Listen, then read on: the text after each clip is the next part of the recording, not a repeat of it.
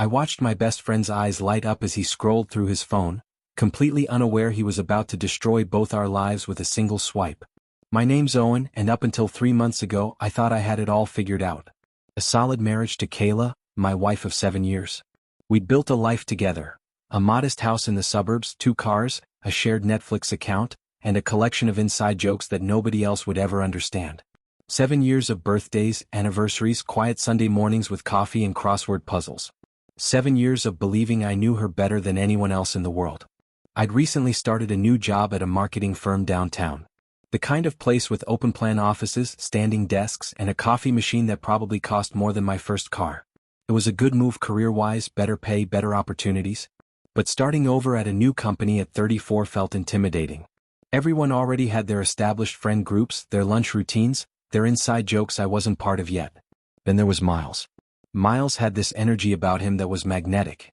The kind of person who made Monday mornings feel bearable, who could turn a boring spreadsheet review into stand-up comedy. He was around my age, maybe a year younger, with this easygoing confidence that never tipped into arrogance. On my second day, he knocked on my cubicle wall and asked if I wanted to grab lunch. No awkward small talk, no forced pleasantries. Just genuine friendliness. We clicked immediately. Within weeks we had our own routine. Coffee before the morning meeting. Lunch at the taco place 2 blocks over every Wednesday. We'd complain about deadlines, debate whether the new office chairs were actually ergonomic or just expensive torture devices, and talk about everything from sports to philosophy to our favorite bands from the 90s. I told him about Kayla early on. How we met at a cooking class 7 years ago where I nearly set the kitchen on fire trying to make creme brulee. How instead of being horrified she laughed, really laughed, and helped me salvage the disaster.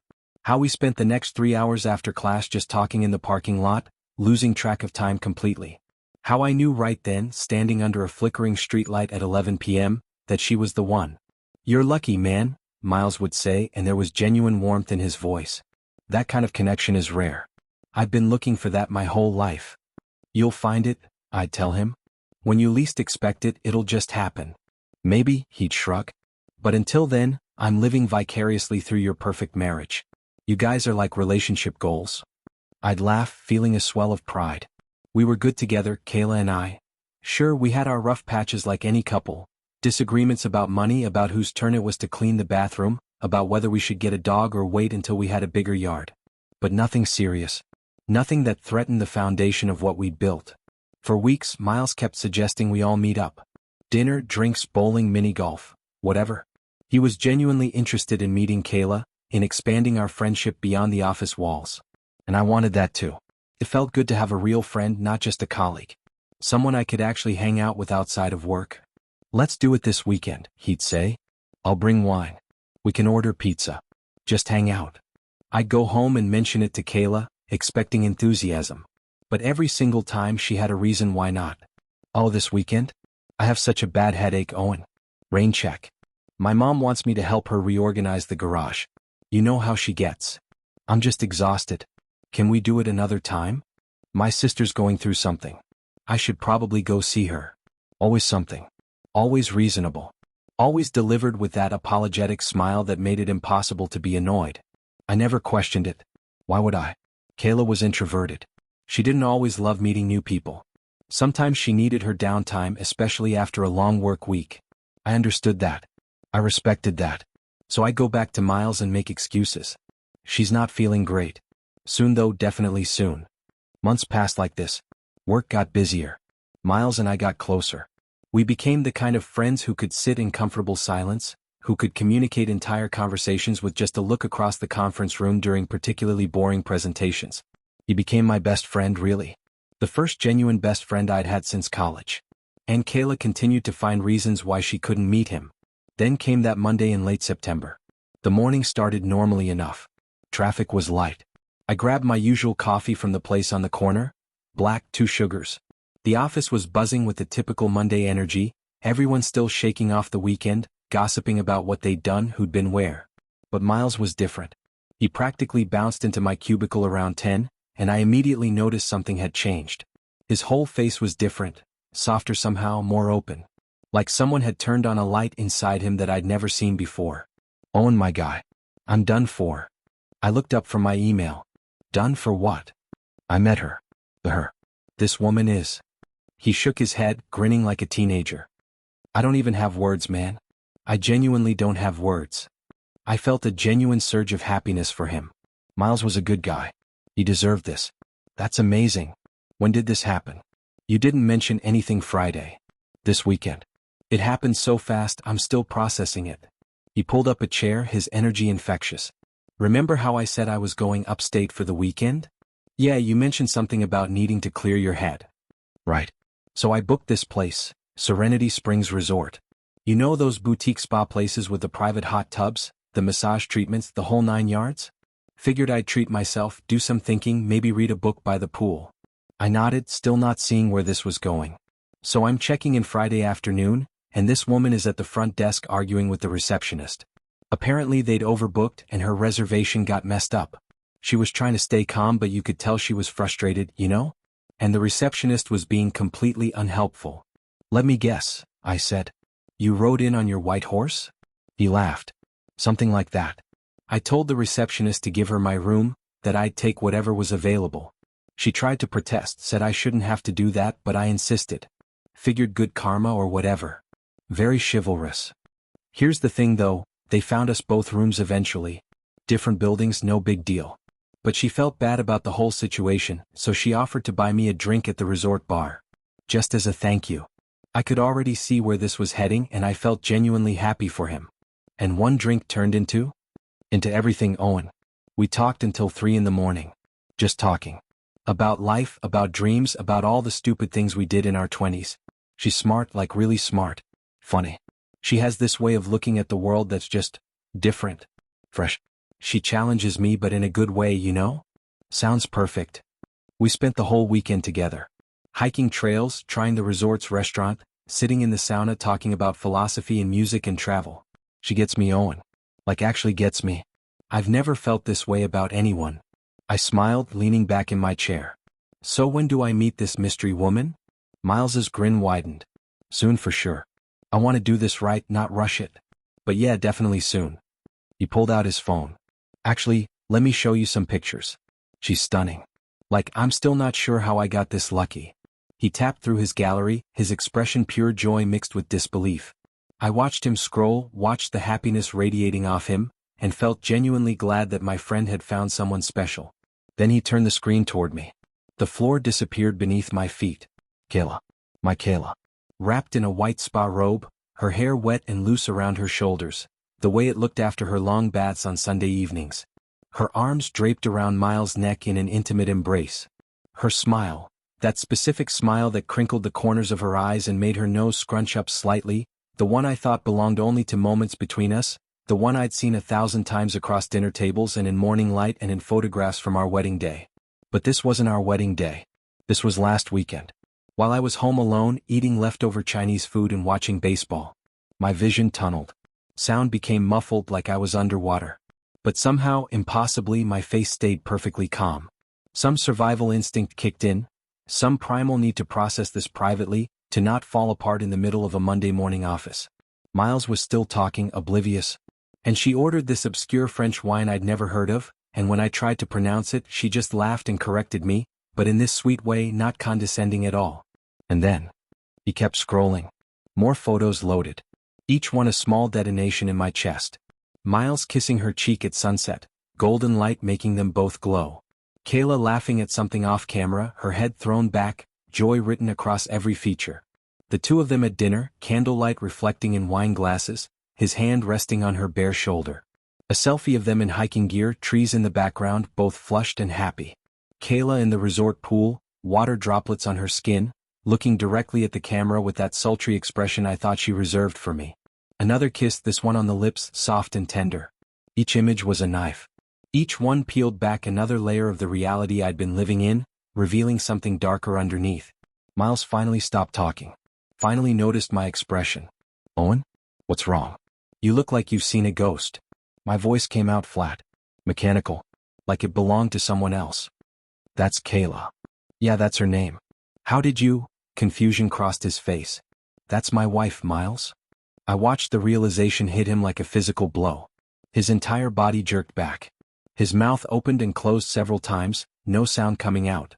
His hand holding the phone started shaking visibly. No. No, her name is Kayla, but she said she was. He looked at the phone, then at me, then back at the phone, his face cycling through disbelief, horror, and dawning comprehension. Owen, I swear to God, I had no idea. She never mentioned. She said she was single. She said she'd just gotten out of a long relationship and was trying to figure out what she wanted. His voice cracked. He looked like he might be sick. Send me those pictures. What? Send them to me. No. All of them. His hands fumbled with his phone, fingers slipping on the screen. A moment later, my phone buzzed repeatedly in my pocket. 6 photos. Then 7. 8. 9. He was sending me everything. Owen, listen please, you have to believe me. I stood up. My legs felt distant, like they belonged to someone else, but they held me.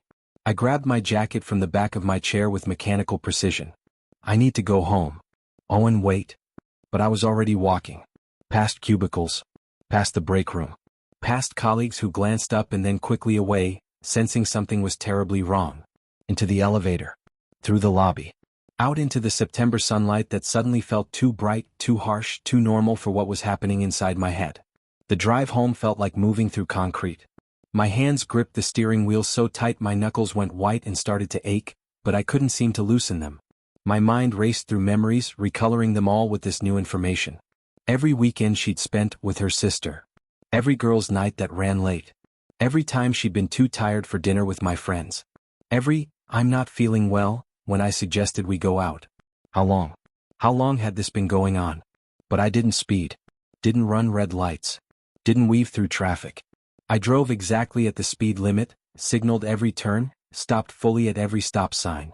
Because if I lost control of that one simple thing, I'd lose control of everything. The rage, the hurt, the absolute devastation threatening to crack me open would come flooding out, and I wasn't ready for that. Not yet. I needed to stay cold. Stay focused. Stay in control. First, I drove to my lawyer's office. David Chin, a guy I'd gone to college with who specialized in family law. I'd helped him move once, and he'd always said if I ever needed anything to call him. I never thought I'd need this. His receptionist tried to tell me he was in a meeting, but I must have looked sufficiently destroyed because she went back and got him immediately.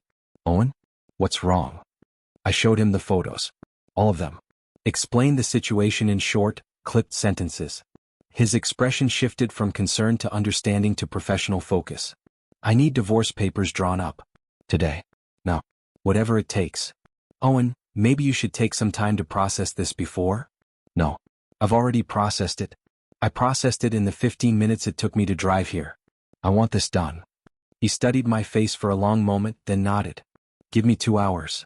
I sat in his waiting room and stared at the wall. The receptionist offered me coffee. Water. I shook my head. I couldn't have swallowed anything past the boulder lodged in my throat. True to his word, David emerged 2 hours later with a manila envelope. These are filed with the court. She'll need to get her own attorney. Owen. He paused. I'm really sorry, man. I took the envelope. Shook his hand. What? The drive from his office to my house, our house, Kayla's and mine, took 12 minutes. I counted every second. Kayla was in the kitchen when I walked in. She had music playing, some indie songs she loved, something with acoustic guitar and a female vocalist. She was chopping vegetables for dinner, swaying slightly to the rhythm. The evening sun streamed through the window, making her hair glow. She looked peaceful. Happy. Beautiful. She looked like my wife. But she wasn't. Not anymore. Maybe she never was. Hey, you're home early? Everything okay? Her voice was bright. Casual. Not a trace of guilt or nervousness. She was that good at this. That practiced. I didn't answer. I walked past her, past the kitchen island where we'd eaten countless breakfasts, down the hall to my office. The small room where I worked from home sometimes, where I kept files and papers in the printer. I printed the 6 photos. Watched them slide out one by one, each image emerging from the machine like evidence at a crime scene. The colors were too vivid. The smiles too real. I walked back to the kitchen. Set them on the counter in a neat row, fanned out like playing cards in some terrible game. Kayla's knife clattered against the cutting board. Her face went from confusion to recognition to absolute horror in the span of 3 seconds. All the color drained from her skin. Her hand came up to her mouth. Owen? I pulled the manila envelope from my briefcase. Set it beside the photos with deliberate care, making sure it lined up parallel to the counter's edge. Perfectly neat. Perfectly organized. Everything in its place. These are divorce papers. They're already filed with the court. You'll need to get your own attorney. I've listed David Chen's contact information inside. He'll coordinate with whoever you hire. My voice sounded strange to my own ears. Too calm. Too measured. Like I was reading from a script. Her hand was shaking now. Wait. Owen, please just let me explain. Which part? I interrupted, my voice still eerily steady. The part where you spent last weekend at a luxury resort with my best friend? Or the part where you've been refusing to meet him for months because you were already sleeping with him? Because I'm genuinely curious which part you think needs explaining. It's not like that. What's it like then, Kayla? Tell me. Help me understand. Because from where I'm standing, it looks like you've been living a double life. It looks like every time I asked you to meet my friend, you found an excuse because you were busy being his girlfriend. It looks like while I was home alone eating takeout, you were having candlelit dinners and couples massages. So please enlighten me. What is it like? Tears started streaming down her face, and some distant part of me registered that she looked genuinely devastated. But I couldn't bring myself to care. The tears felt performative, calculated. How could I trust anything about her anymore? It was a mistake. A stupid, terrible mistake. I never meant to hurt you. You never meant to hurt me. I repeated the words slowly, tasting them. You never meant to hurt me, but you packed an overnight bag. You drove 2 hours upstate. You checked into a spa resort. You went hiking together. You had dinner by candlelight. You let him take pictures of you smiling in his arms. You kissed him. Multiple times from what I saw. Which part of that was accidental, Kayla? Which part just happened by mistake? I was confused. I felt like we were drifting apart and he was just there and I... Stop.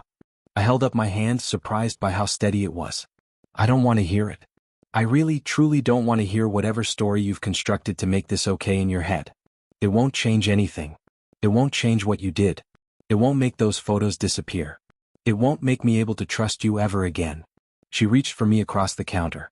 I stepped back, putting more distance between us. The movement seemed to break something in her. She started crying harder, her whole body shaking.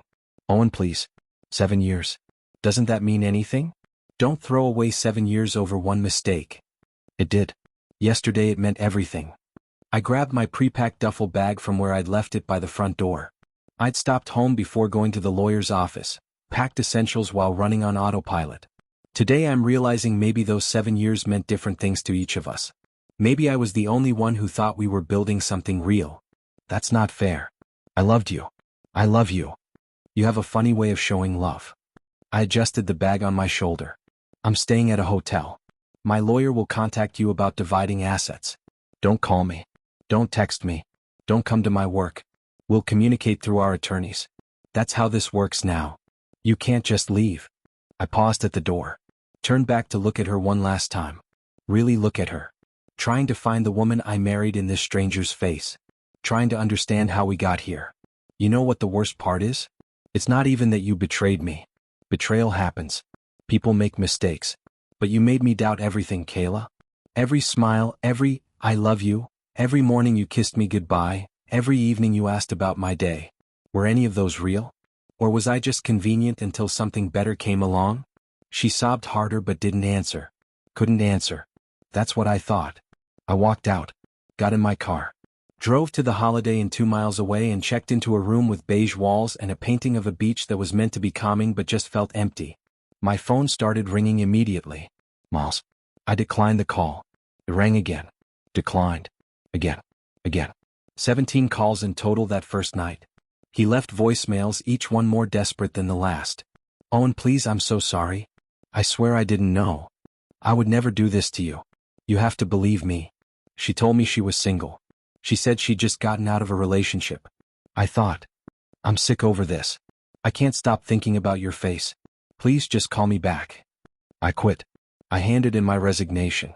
I can't stay there knowing what I did to you. Please, Owen. I need you to know I would never, ever knowingly do this to a friend.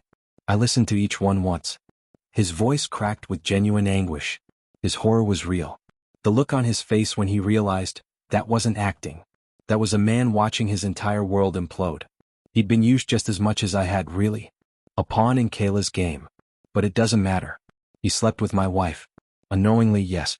But the damage is done. The friendship is collateral damage in her betrayal. I never called him back. I heard through former colleagues that he quit his job 2 days later. Just didn't show up Wednesday morning. Sent an email to HR saying he had to leave for personal reasons, effective immediately. Someone said he moved to another city, Boston or maybe Philadelphia. I never asked for details. I never spoke to him again. The divorce took 4 months. Kayla tried to fight it at first, wanted counseling, wanted a chance to fix things.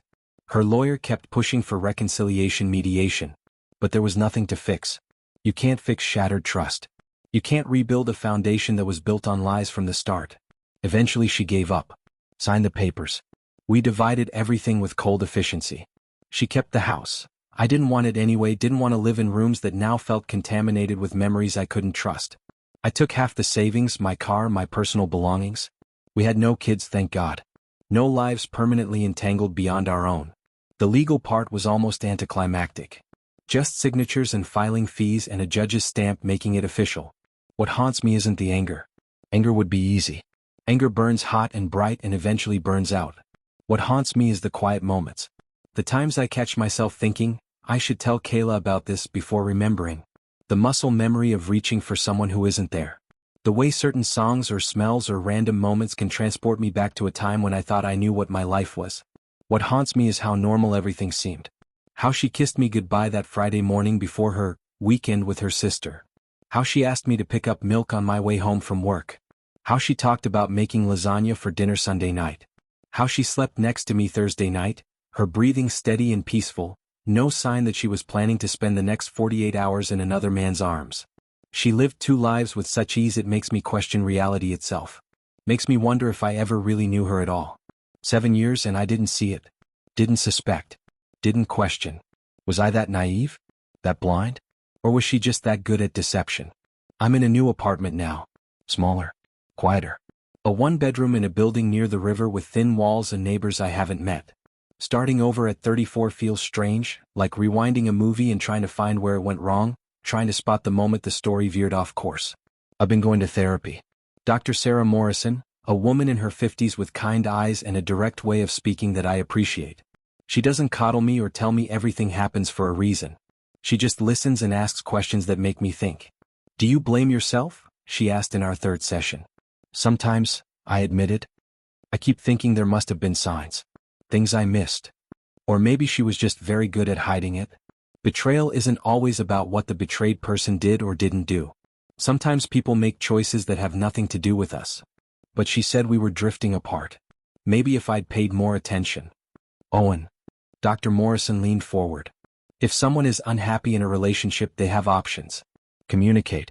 Suggest counseling. End it before starting something new. What they don't get to do is use their unhappiness as an excuse for deception. Her choices were her own. It helps sometimes to hear that. Other times it doesn't help at all. I've started running in the mornings. 5 a.m. before the city wakes up, just me and the empty streets and the steady rhythm of my feet on pavement. Clears my head. Gives me something to focus on that isn't the endless loop of questions and doubts. I've reconnected with old friends I'd lost touch with. College buddies I hadn't seen in years. We get together for basketball or drinks, and they know enough not to ask too many questions about Kayla. They just let me be present, let me laugh at stupid jokes and argue about sports and feel normal for a few hours. Work has been a refuge.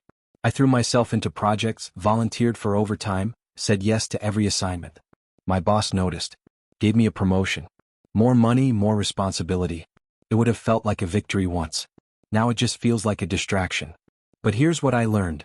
Betrayal doesn't always announce itself with suspicious texts or lipstick on collars. Sometimes it walks around in comfortable clothes, making dinner, asking about your day. Sometimes it lies next to you in bed, warm and familiar, while planning its next escape. Sometimes it's the person you trust most in the world who's been living a completely different life behind your back. And sometimes the person you thought you knew better than anyone is the one you never knew at all. 6 months after the divorce was finalized, I ran into her. Completely by accident. She was at a coffee shop near my old neighborhood, our old neighborhood. I almost walked right past, but she called my name. Owen. I turned. She looked different. Thinner. Tired. Her hair was shorter, cut into a bob that didn't quite suit her. She looked older somehow, though it had only been half a year. Hi, I said, because what else do you say? How are you? Fine. You. She paused. I'm okay. Working. Living alone. Going to therapy. We stood there in awkward silence. Years of history reduced to small talk. I think about you, she said finally. About what I did. I'm so sorry, Owen. I know it doesn't change anything, but I need you to know that. I'm genuinely, truly sorry. I studied her face, looking for manipulation. Looking for the lie. But all I saw was genuine regret. Real pain. It didn't make me feel better. Okay, I said. That's it? Just okay? What do you want me to say, Kayla? That I forgive you? That we can be friends? I can't give you that. I'm working on letting go of the anger, but that doesn't mean I want you in my life.